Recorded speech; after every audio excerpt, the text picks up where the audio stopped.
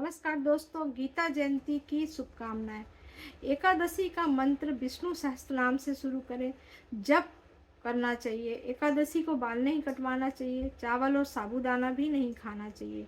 वहीं 23 दिसंबर शनिवार को सुबह 7:22 से 24 तारीख को सुबह तक ही आपको द्वादशी है।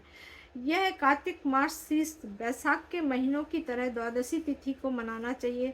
बहुत से पुष्पों को, चंदन को विष्णु जी को चढ़ाना चाहिए। यह 12 वर्षों की एकादशी की पूजा का फल भी देती है। तो आप चंदन जरूर चढ़ाइए आज के दिन। साथ ही साथ गीता जी का अगर आप पाठ करते हैं तो अच्छा है। केशव नाम से आज आप पूजा करिए तो बहुत अच्छा होता है। यह दोनों पक्षों की त्रयोदशी के और द्वादशी जुड़ी हुई है तो आपको बहुत सारे फल मिलते हैं।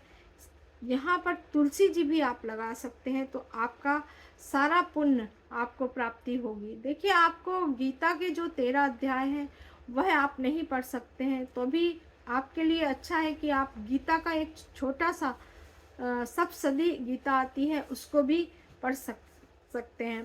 क्योंकि मस्त द्वादशी है तो इसलिए इस दिन के लिए मस्त द्वादशी को विष्णु जी की पूजा आपको करना चाहिए। मोक्षदा एकादशी इसीलिए माना जाता है कि मोक्ष के लिए यह गीता की एकादशी को आज के दिन करना चाहिए। और जिस तरह की लोग बाग मोक्षदा के लिए हमेशा केतु के मंत्र का जाप भी साथ में करना चाहिए। गीता पर शपथ दिलाने का पीछे का लॉजिक है, क्योंकि यहाँ पर जब गीता पर शपथ दिलाई जाती है तो हमारा जो लोग बाग जो जज लोग जजमेंट करते हैं वह बिल्कुल विकारों से रहित होना चाहिए। जैसे कि भगवान विष्णु समुद्र में निर्विकार रूप से लेटे हुए हैं, वह कुछ भी नहीं देख रहे हैं।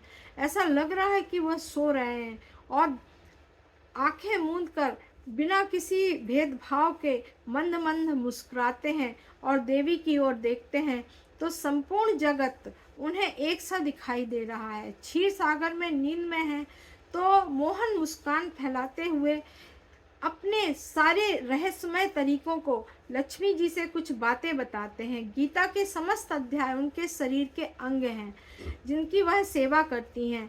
गीता के आरंभ के 5 अध्याय उनके मुख हैं और 6 से 15वें अध्याय तक उनकी 10 भुजाएं हैं।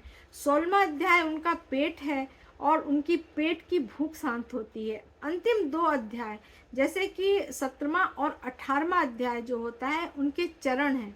इसलिए जब कोई मरता है तो मरने से पहले, उसे जलाने से पहले उसको 18वां अध्याय मरने के बाद भी सुनाया जाता है, क्योंकि वहाँ पर उसे मुक्ति मिलती है। तो इस तरह हम कह सकते हैं कि गीता की शपथ और गीता का जो अध्याय है वह सारे आपको समझ में आए होंगे। इस तरह से लक्ष्मी खुद ही उलझ गई थी उनके इस तरह के बताने से। इस तरह से आप कह सकते हैं कि गीता हमारे लिए कितनी ज़रूरी है और किस तरह हमें गीता का पाठ करना चाहिए। मैं आचार्य अंजना।